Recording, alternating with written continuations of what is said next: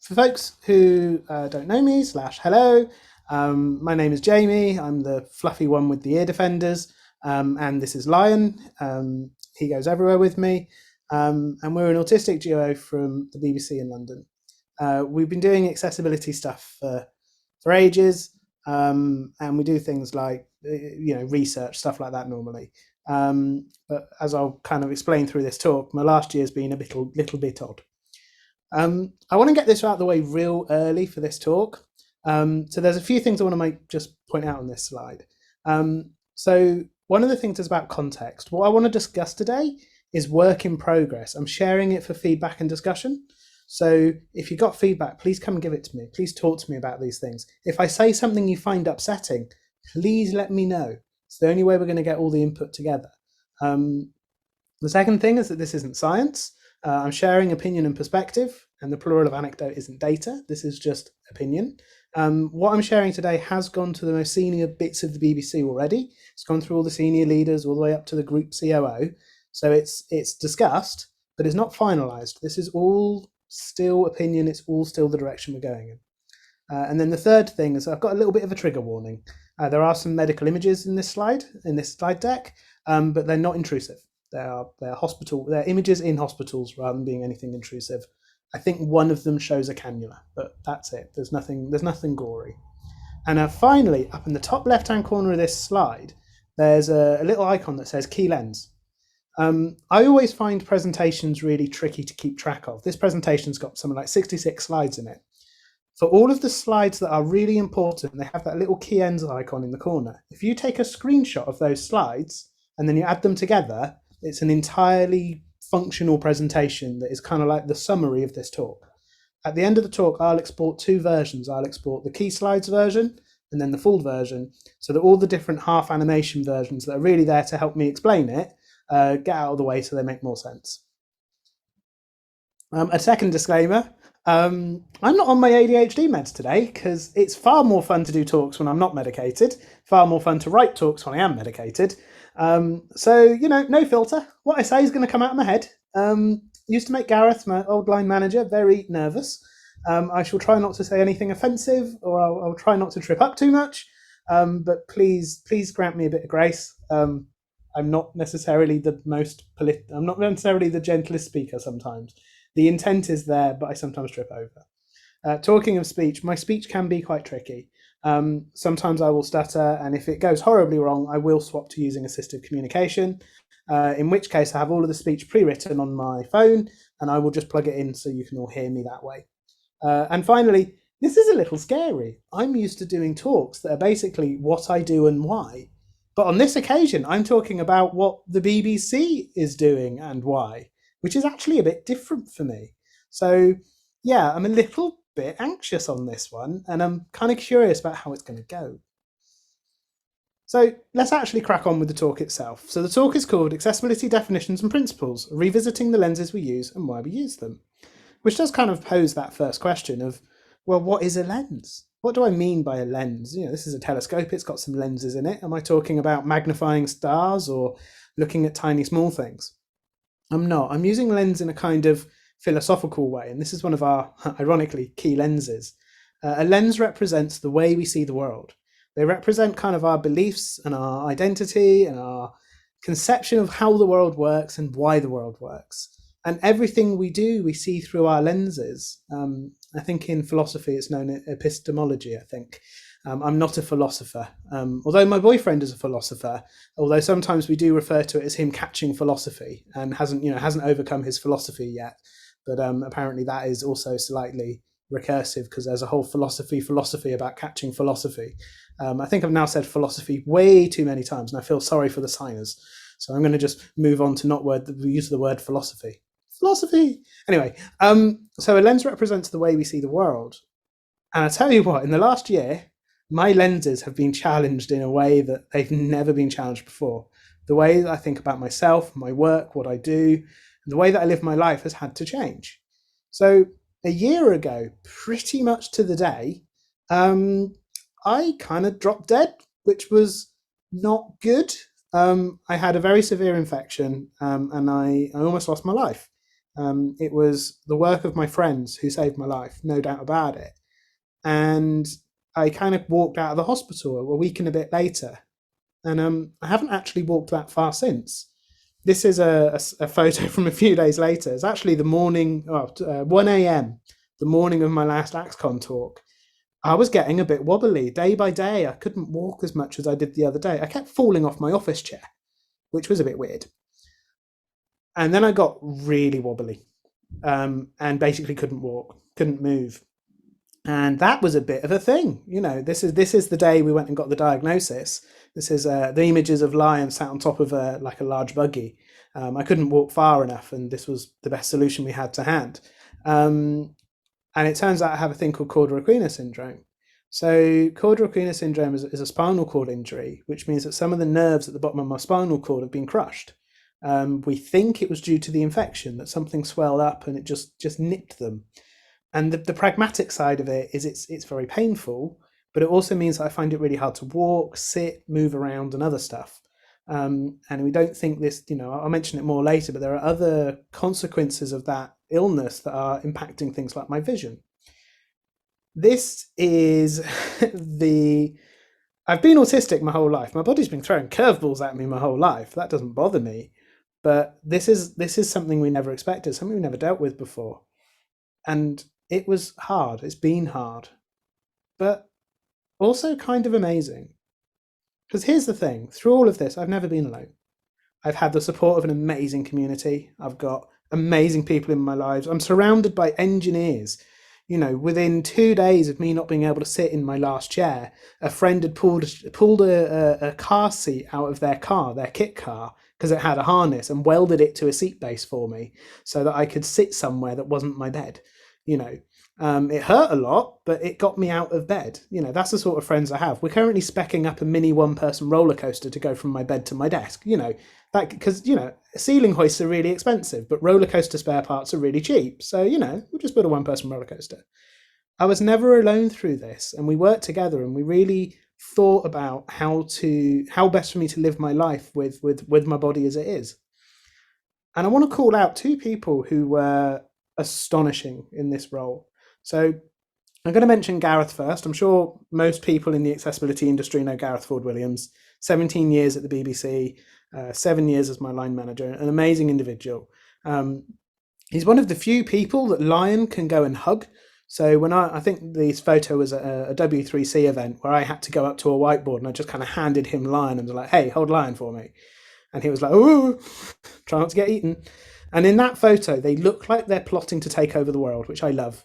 It looks like I just kind of popped out the camera to take a photo, and they both look like, yeah, we're not plotting. We're not planning to take over the savannah. Gareth was great.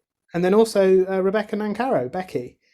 We spoke almost every day. She's another member of the accessibility team, a wonderful human being. She's not as prominent in the accessibility community, but damn it, she should be. These two people, it's not that they saved my life, it's that they saved my me. They're the people who kept me, and I don't think I would have been coming out of this the same person. And the thing is, initially I had 23 hours a day lying flat staring at the ceiling. And I tell you what, when the highlight of your day is there's a spider on my ceiling, life is pretty boring. And what I did is I ended up having all of these amazing phone calls with people. I ended up talking to people. Some people I'd spoke to every day that I spoke to in work, but hadn't spoken to, about these sorts of things. Other people I'd not spoken to for years. We just admired each other from afar, and I finally had the time.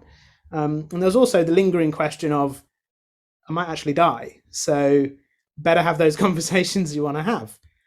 And funnily enough, I got an opportunity that very few people get. I got 3 months to essentially take like a mini sabbatical to talk to people and reflect on what I do and why I do it and how I do it and how I could do it better.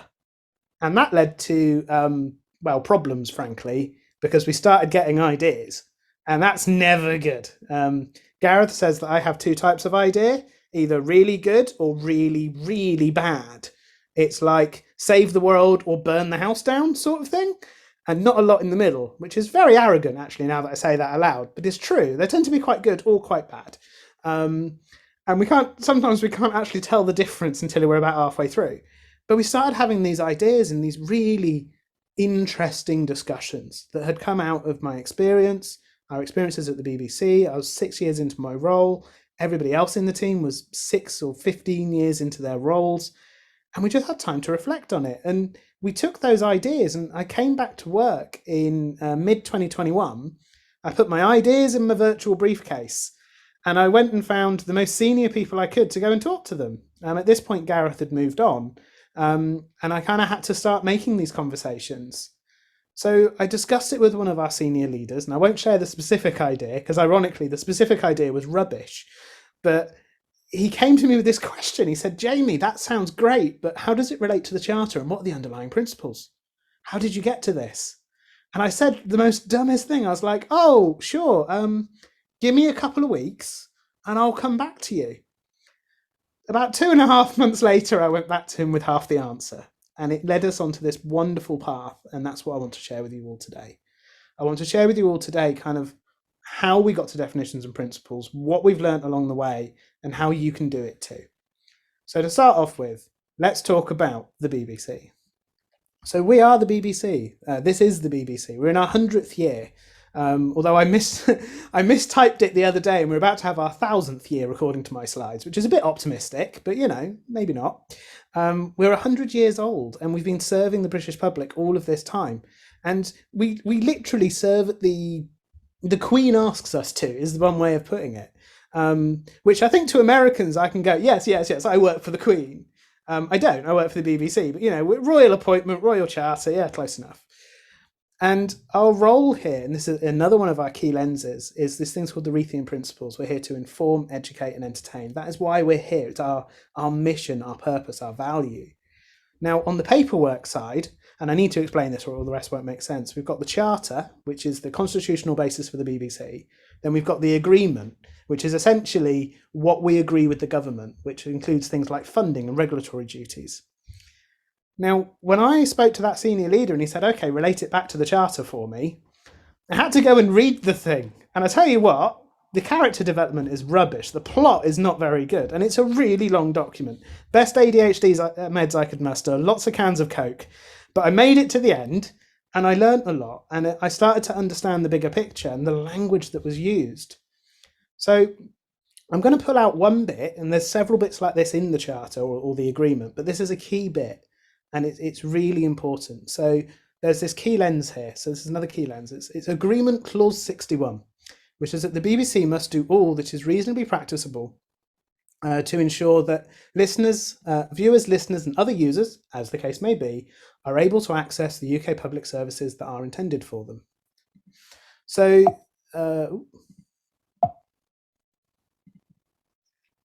there we go. A little bit of a tech moment there. So that last line, able to access the UK public services that are intended for them, that's talking to accessibility. And this top line, that the BBC must do all that is reasonably practicable. In the UK, we have a thing called the Equality Act, which is about reasonable adjustments. We're not under the Equality Act. We're explicitly not under the Equality Act. We must do all that is reasonably practicable. In other words, we are expected to do it unless we can say why we can't. And that, I went and spoke to the lawyers, very different legal setup. And that was a bit of an aha moment for me in understanding our role. So that led to many, many more conversations, meeting many more people. I'd never gone and spoken to the legal team before. They turned out to be freaking lovely. So I learned, and I got it into my head, and I went and spoke to all these different people. And I stumbled across a thing around definitions, which is, as I said, accessibility to different people. When I said, what's your thoughts on accessibility? I got wildly different answers about what accessibility was. And I thought, this is interesting, because there's step one, right? Common language. Hence, second section of this talk is about definitions. So we're the digital accessibility team, and we operate on the digital product accessibility policy. Yet we didn't actually have a definition of the word product or accessibility. I asked Gareth about this, and he was like, I left that as an exercise for the user. So thanks, Gareth. Thanks very much. And we didn't have one. So we looked at what we do, and there's this slide, this slide, this if people have seen me talk before, you probably recognize this slide. I've been using it about 6 years or 5 years. And it's that the goal of our team is to make sure that our websites, apps, and services don't disable people. And then normally people go, what do you mean by don't disable people? Isn't accessibility for disabled people? And I'll be like, not really. Well, kind of not. So another key lens for us is that it's the social model of disability, that disability occurs as a mismatch between an impairment and an environment, or a person and their environment. So for example, back when I could stand up, if I walked into my kitchen to make myself some cereal or a cup of tea and I couldn't reach the side because I don't know, I wasn't tall enough, then the environment is causing me a disability. The environment is disabling me. There's a barrier there. And if in the middle of the night while I was asleep, Lion got his DIY boots on and decided to move all the kitchen cabinets in my if Lion got his DIY boots on and he moved all the kitchen cabinets to be 3 feet higher, then the environment is impairing me. If Lion nibbles the bottom of my legs off and I'm not tall enough to reach the cabinets anymore, the cabinets have stayed the same, but the environment is still disabling me. So the impairment is the factual difference in my body, the environment is everything around me, and it's the mismatch between the two that leads to the experience of disability. Now, this is different from, say, the identity of being disabled, which I also am, and it's different from, say, the legal model of things. That's a different language again. But as developers, designers, practitioners, product people, and everything else, this is a really powerful lens, because what it does is it draws attention to the fact that we disable people when we create barriers in the environment, and it's those barriers that go on to lead to exclusion. So that is our first definition. Accessibility is the art of shaping exclusion by understanding, preventing, and removing barriers. And it's different to things like inclusive design or universal design. So we'll come on to those in a tick. So let's dig into this one a little bit. What do I mean by understanding barriers? Essentially, barriers arise from assumptions. They are the assumptions we make about the user's body and the assumptions that we make about the user's ability. So for example, we make bodily assumptions around motor, cognitive, vision, and hearing. My motor ability, my cognitive ability, my vision ability has all changed a lot in the last year. And all of the little assumptions I've made around my flat of what I can reach, can do, can't do, need to change, because my needs have changed. The barriers I experience have changed. So these are bodily assumptions. This is one source of barriers. Another source of barriers is assumptions about a user's ability. So I draw a distinction between the concepts of ability, capability, and capacity. So ability is that full list of everything that I'm able to do, which includes flying small aircraft. There's a weird quirk of British law that I'm not allowed to drive, but I am allowed to fly planes, which I absolutely love. It's brilliant. Love it. Makes me giggle every time. So I have the ability to fly aircraft, but I probably can't do it today. I'm too tired. So that's my capability, right? So the capability is the shorter list of things I can do now or today. And my capacity is how many of those things can I do?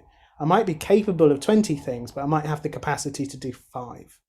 So this idea that ability, capability, and capacity changes over time and changes between people is really key, because it's an assumption that we make that every user is in their prime, every user is having a good day. And that assumption is part of what trips us up. Sometimes this is known as spoons or energy accounting or pacing. It's the same idea that we have a finite capacity within us to do things each day. So that's the understanding side of it. To be honest, you're at a conference where the entire rest of the conference is about preventing and removing barriers. So I'm not going to go into that too much. There are many other people here this week who can talk about that way better than I can. So let's have a think about that next definition, which is once I chat to people, they talk about accessibility and inclusive design interchangeably. But that's actually a bit of a problem, because at the BBC we have rules around accessibility, but we don't have any legislation for inclusive design. So what's the difference? Where's the line? Well, what we've come to is this idea that inclusive design is about meeting the full spectrum of user needs, social, cultural, and situational. It's about the assumptions that lead to the barriers rather than the barriers themselves. Some barriers might actually be in both, and it depends on the scenario. So let's pull that apart a bit. So social. So barriers can arise from assumptions relating to a user's interaction with society. So for example, I was homeless as a teenager, and the only place that I had quick, useful Wi-Fi was when I serendipitously leaned on a cafe in Taunton, somewhere called the Brasier at the Castle. I used to have a little PSP, PlayStation Portable, and I'd sit there leaning on it, doing stuff on the PSP. For some reason, I thought that if I constantly picked my nose, nobody would notice me. I have no idea how I got that idea. Autistic teenager, had the idea that if I was picking my nose, nobody would notice. And I don't know, it seemed to work. But these days, I have access to fast internet all the time from my phone and at home. But other people might only have fast internet during their school day, and then they might be on 3G with data caps in the evening. The assumptions that we make about constant access to a quick connection are flawed for those users. We also make this assumption that people are safe at home. We make this assumption that people can browse. So, on the BBC website, we have information about abuse and about surviving and about, sexuality, gender, etc. We make the assumption that the user is safe to access that in their current location. And the sad reality is many people won't be. So we have duties to them, and we need to understand the barriers that they face from our assumptions that their access is safe. There's a lovely example here in going over HTTPS and ensuring that users' privacy can't be invaded by various like NetNanny and other type of tools. We're protecting the user, and that is our first responsibility, or one of our first responsibilities. There's also cultural barriers, and these arise from assumptions we make around cultural needs. So we make assumptions about language, assumptions about colours, assumptions about the use and meaning of imagery. We also make assumptions about common knowledge. So for example, I'm hoping most people know that bridge, although I'm pretty sure the Americans are going to tell me it's called London Bridge when it's actually Tower Bridge. It's okay, it is in London, but London Bridge is actually further up the road. There is a famous, though perhaps not true, story that somebody thought they were buying Tower Bridge when they instead brought London Bridge, and that's why the original London Bridge is now over in America somewhere, and Tower Bridge is still in the UK. But that's a shared cultural reference, and these are everywhere. When we watch TV shows from different countries and we go, oh, that doesn't make any sense, that's because we don't know the cultural reference. We don't know who the celebrities are. We don't know about current events. And then finally, we have situational assumptions. And this is where some of the biggest overlaps are. So my first example here is somebody who's commuting one-handed on the train. They're getting jostled around and they need really big click regions because they've got the barrier of essentially motor control being tricky. That's somebody who is experiencing the same basic barrier as somebody who, say, has the tremors associated with Parkinson's, but they're experiencing it for very different reasons, for different assumptions for how they receive it. So that's an example of a situational barrier based on the assumption around situation. Another example could be somebody using subtitles sleeping next to their partner in bed. Or another example can be the bright sun. A lot of our developers and designers are based in a place in the UK called Manchester. It's very grey and drizzly there. I don't think the sun comes out very often. Occasionally Gareth says that when it comes out, people pray to it because, it's seen as a god because it doesn't come out very often. But when you're in bright sunlight, you don't have good contrast on your phone. So you need to design things to have great contrast so that when people are in bright sunshine, they can still read it. And then finally, another situational example is the war in Ukraine, or a house fire, or escaping a terrorist incident on the London Underground. These are all situations, and we need to make sure that we don't make assumptions about the user. We can't assume that the user on the tube train got the HTML and the JavaScript and the CSS. If the thing we've just put out is there is a terrorist attack at King's Cross, but the HTML alone, with a little snippet of HTML they get on the tube train as they head towards King's Cross, doesn't tell them that because it had to wait for the JavaScript, we failed those users because we made assumptions about their situation. So that's inclusive design. I'm very briefly going to touch on one more bit, which is universal design, because to be honest, definitions, they get a bit boring after a while. A universal design is all about serving as many needs as possible with a single solution. So for example, Voice UI, when we're talking to our things in cans, that's a good example of a single path through everything. I'm going to make one little autistic note though, which is this is supposed to be an icon of a microphone. Sounds don't come out of microphones, they go into microphones. So I have had to Photoshop that icon slightly so that my little autistic brain doesn't get annoyed. Please people, if you've got a microphone, the sounds go into it, not out of it. It's like when people draw pictures from their eyes where their eyes are like lasers rather than light coming into their eyes. It's just, my autistic nerdiness, I couldn't use that icon without feeling wrong. But it was a really good icon, so, just edited it. So those are our definitions. Accessibility, inclusive design, and universal design.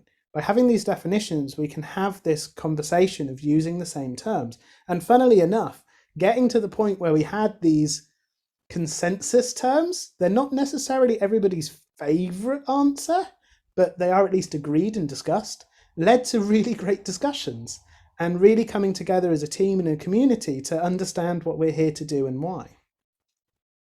So we know what we're to do at the BBC. We've looked at our foundational documents to understand the whole, our purpose, what our goals are. We've talked about the language to try and work out what all of our definitions are. Now let's bring it together. How do we turn this into a thing in the real world? And that's the role of principles. So this is one of the things that Gareth helped me with the most. Why principles is kind of the first question.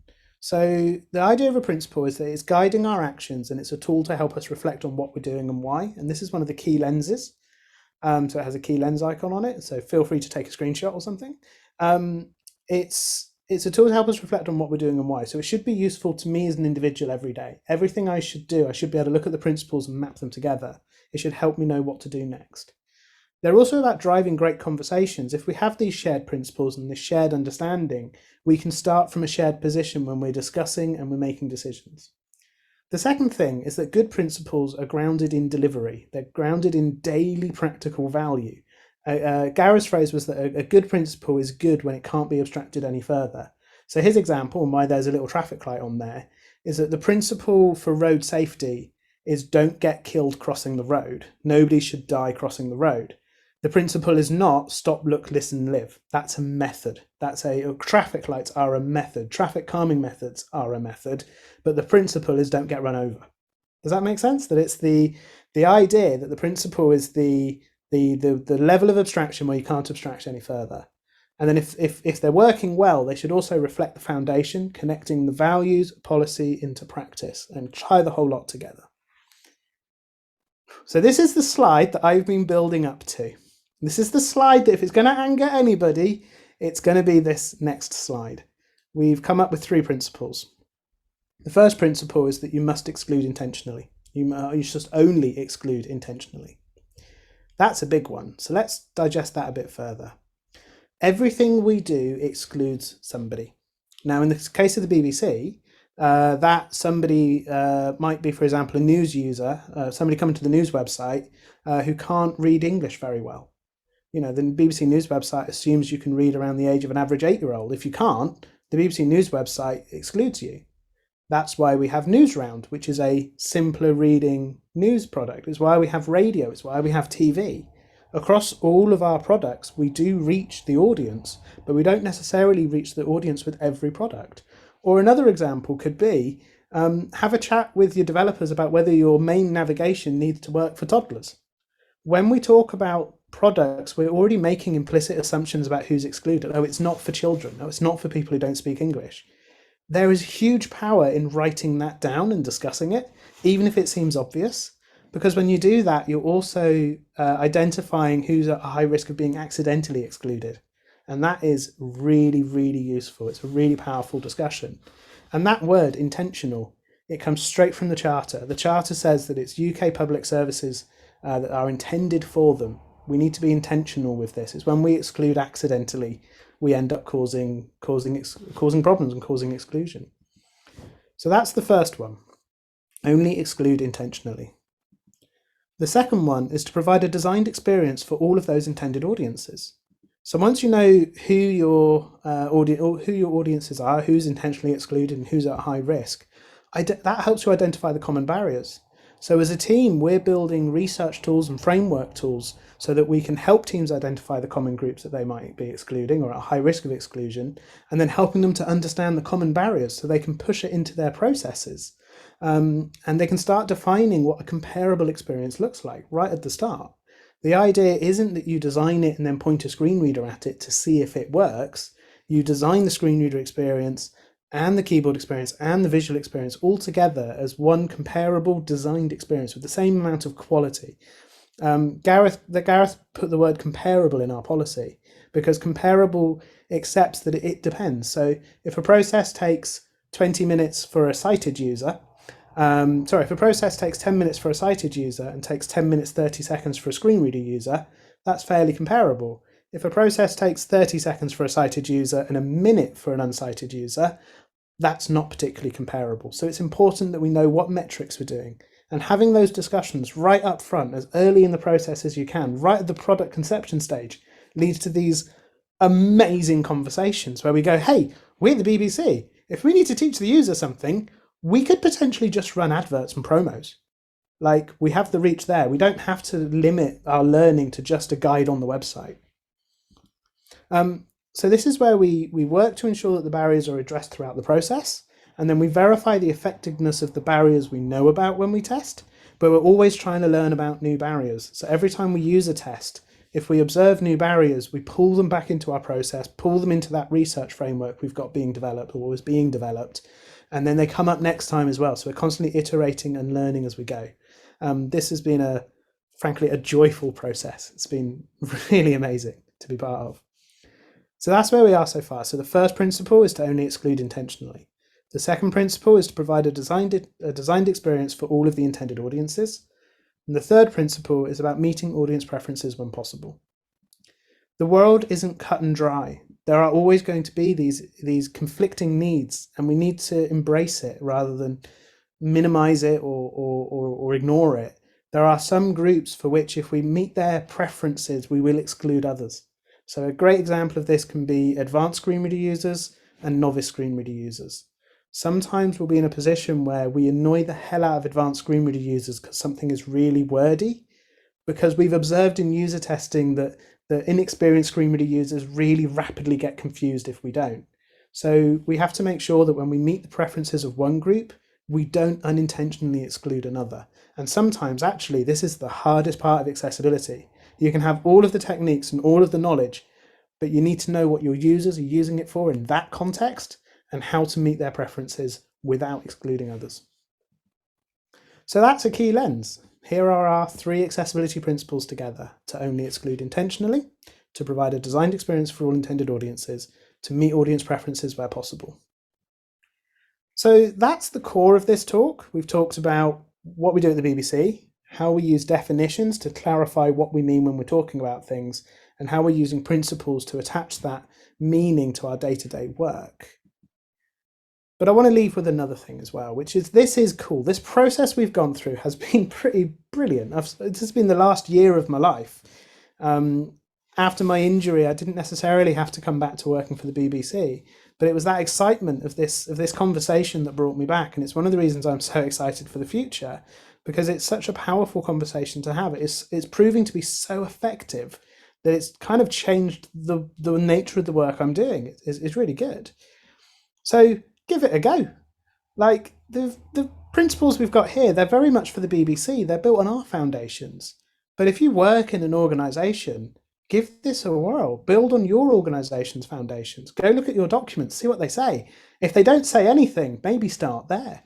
Once you've got that in place, build consensus around your definitions. Some of the discussions that you'll have around the entire organisation when you say, so what is accessibility? What's your personal definition of the difference between accessibility and inclusive design, and why? It's fascinating. I had some people say to me, accessibility is what developers do and inclusive design is what designers do. In the end, that wasn't the separation that made sense for us, but it might make sense for your organisation. And then finally, with all of that information, you can build these principles to support really effective discussion. And then that really effective discussion turns into action, and that action turns into habits. And before you know it, you're doing really well on accessibility. So that's the majority of the content for today. But I've only told half the story. I've told what happened with my injury, but I haven't talked about what's happened since. So my lenses were challenged in a way they've never been challenged before. That idea, the social model of disability, that it's not my body, it's the barriers around me, the barriers in my home. There was very little I could do after my injury. I couldn't walk as far as the toilet initially. As I said, I was lying on my bed, 23 hours a day. So we got to the point where I had 2 beds, one to lie on during the day and one not. A friend welded up a chair that I could sit in. It's been hard to remain on that focus. We have separated the concept of my physical recovery from my recovery as Jamie, and it's been really important to me that I have stayed Jamie. That's what I need to thank Becky and Gareth for the most. I am still the same Jamie a year later. It's just my body doesn't necessarily work the way it used to. Today, we have lots of cool tools. So, because I can't sit upright, normal wheelchairs are really flipping painful.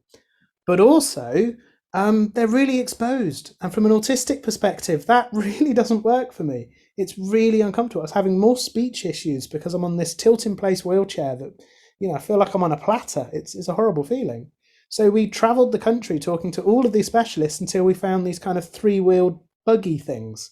They're really enclosed and comfortable. They've got big squishy harnesses. They've got a hood you can pull over when it's too dark and when it's too bright. Fantastic bit of tool that has literally opened up half the world to me. As a bonus, they're about 4 or 5 centimeters narrower than a normal wheelchair, so they can go into lots of places that wheelchairs can't. Wonderful things. That's an example where we understood the barriers from both the autistic perspective and the mobility perspective, and we found a really good tool. In fact, the tool is so good that I'm now more verbal when I go to the hospital than I've ever been before. In the past, by the time I'd got to the hospital, walked around, sat on 10 different seats, got moved from pillar to post, and finally saw the doctor, I was too tired to be verbal. I couldn't communicate. Now that we use the buggy, I arrive able to communicate. It's transformed my healthcare simply because we got a better understanding of the barriers. And then on top of this, we've also got the fact that I'm a mountain biker. I've mountain biked for 20 years. I wouldn't be me if I couldn't cycle. And for so much of this experience, I couldn't get out the door. I could move, I could get to the point where I could move around my flat on my tiptoes, holding onto walls and occasionally walk flat-footed. But the hard stop was when the walls ran out. So we ended up looking at trikes and adaptive cycles. On the left is the first one that we got and we developed with a company. And I could get strapped into it and cycle around. And it was narrow enough to fit through my front door. That meant that I could go outside anytime I wanted. And I would say that that day is the day that I knew my mental health wasn't going to go. That was the day that I knew that in the future I would still be the same Jamie. I would be me. And I wouldn't have to change that fundamental thing of being a cyclist, right? But it was really freaking painful to use. Really painful to use. So we kept learning, and then we found these recumbent tricycles. They're like, we call it the F1 deck chair, because it's like a deck chair with pedals and brakes and wheels. We built it, we modified it to have big chunky off-road tyres. If you go around 2 corners too quickly on it, it will flip. And apparently going, I've already got a spinal cord injury, I don't care, doesn't work well. People don't like that joke, so I need to not say that. But that's what happens. That's all right. I've already got a spinal cord injury. What's the worst that could happen? You could break your neck. Okay, same thing, different spot, good enough. Not a popular thing, but that was great because it proved that I could pedal as long as I didn't have to hold up my own body weight and I didn't have much strength. So then we ended up with an electric mountain bike. The way to think about it is it's not a bicycle. I stand up perfectly straight and put my hands out, and there is a bicycle-shaped object that fits underneath me. The pedals are really low, the handlebar is really high, it's really short, so I'm just stood up like I'm standing on a wall with my palms flat on the wall. And at that point, I can stand on the bike and roll down the hill because I'm just letting the momentum hold me up. I can't pedal. So we put it's a motorized bike. It's got a big motor in it that does the pedaling for me. So I can sit down, which is quite painful, twiddle my feet and power up to the top of the hill, and then stand up and kind of flow my way back down. I can even clear some jumps on it, which is hilarious. To clear a jump, get to the bottom, then get out, walking stick, wheelchair, car. It confuses the hell out of people. It's quite funny, but it's also quite remarkable. And this is because we understood the barriers and we did the engineering. My life is good. I am thriving. I have adventure and I have productivity. The same buggy that we use to go outside makes a brilliant desk chair. A year ago, I was there lying in bed talking to all of these people and I didn't know what my future looked like. And I can't explain how awesome the journey's been. Surrounded by people who both love me and love what I do. We've reinforced and taken what I've learned as in 15 years of doing this job, and we've turned it into something amazing. My life is going to continue to change. As I said, we're still working some things out. I'm losing my vision. We're not quite sure why. My breathing is affected, and I still have some issues with sensory stuff. But we're working with the doctors, and we'll overcome any barriers that come our way, because this is what we do. We have a track record of it now. When I was having some vision issues before, I went riding with Ollie. He just wore a reflective jacket so I could tell him apart from the scenery. It's fine. We then got some better glasses and problem solved again. I'm learning to remember to breathe enough times before I get up, so I don't immediately fall over again, because my brain doesn't do that automatically anymore. But we're working it out, and we'll continue working it out. We don't know where this path is going to go, but we'll find out, and we're good with that. Heck of a talk, everybody. Here's the thing with accessibility, right? When we do accessibility work, when we're coming to do accessibility, when we do accessibility at the BBC and in all of these locations, when we get it right, we're turning potential into reality for billions of people. For me, that was always in the cognitive space and how to adapt to some of the autistic things and kind of cognitive impairment. It's now in my mobility as well.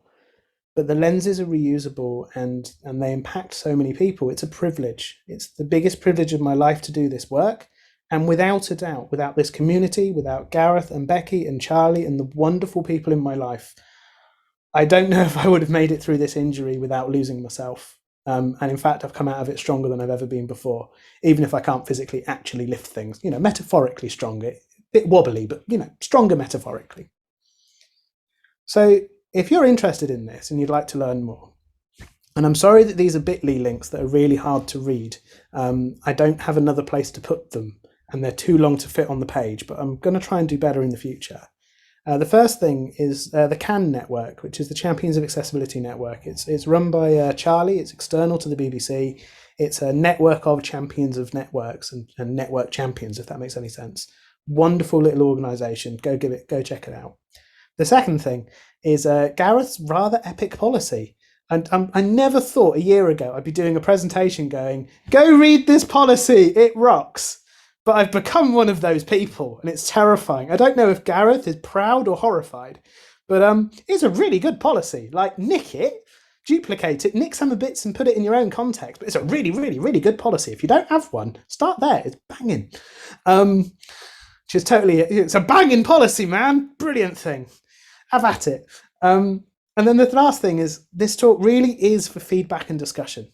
Okay, it's I want to hear from you. Tell me the things you like. Tell me the things you don't like. If I've upset you, please tell me. I want to understand. So email me at jamie.knight@bbc.co.uk or hit me on Twitter at Jamie Knight or potentially at Spaced Out Smiles. I use both, but at Jamie Knight is probably the best place to put it. It's been a tremendous privilege. Thank you for listening. And I think the next bit we're going to do is some Q&A.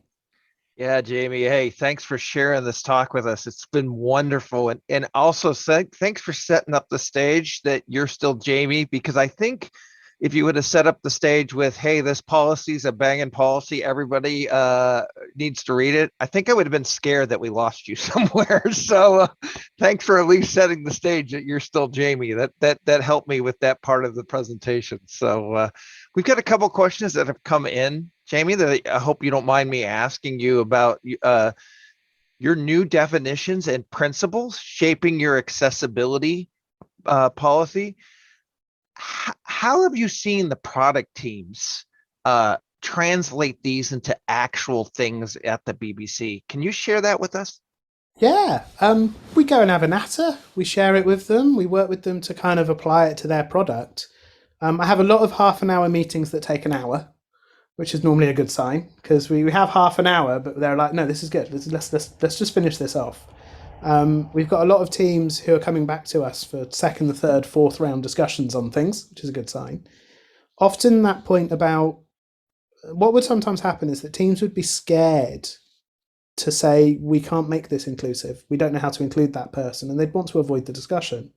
But by making it explicit, and that line in the policy, in the charter and agreement, reasonably practicable. Some stuff is not reasonably practicable. We can't do it. We don't have the tech or the funding, or there's some other barrier. Write it down, talk about it. It's okay. We're not going to judge you or shout at you because you can't include literally everyone in everything. If your product requires the person to read English, that's okay. Let's write it down. And is there another path? Could World Service pick up something similar with their languages team? How could we work around this? Could we use pictograms to try and make it easier? Is there another path to the same information? So a great example of this is we worked through a really complicated form with somebody. And one of the mitigations that we discussed was, what if there's just an email address? So if somebody gets stuck, they can get in touch with you another way. It wasn't a technical fix. It was a social fix. It was a workaround. but it was an example of a way that this discussion led to an outcome that wasn't initially expected. And the idea that we are the BBC, we can do some things to mitigate things that are beyond the web page. We can do a call out on the radio, we can do a thing on the TV if needed. If the change is big enough and important enough, there are ways we can communicate it that are beyond websites. Those discussions only came out of that first principle.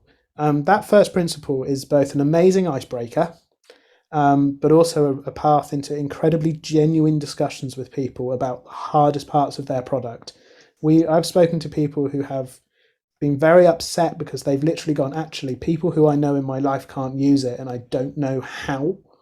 And I've gone, I don't think there is a way, actually. I think if there was one, we would have found it. And I don't think there is in your scenario. So let's have a think. Let's chat to R&D. It's so much more of a productive conversation than here is the standard, you haven't met the standard, here is the fixes, which doesn't really win the hearts and minds. It doesn't bring people into the conversation.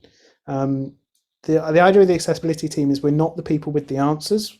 We're the people with the questions. We provide support, advice, and guidance. We don't sign anything off. We don't have that power. We're just here to help. And to me, that is the most powerful part of my job.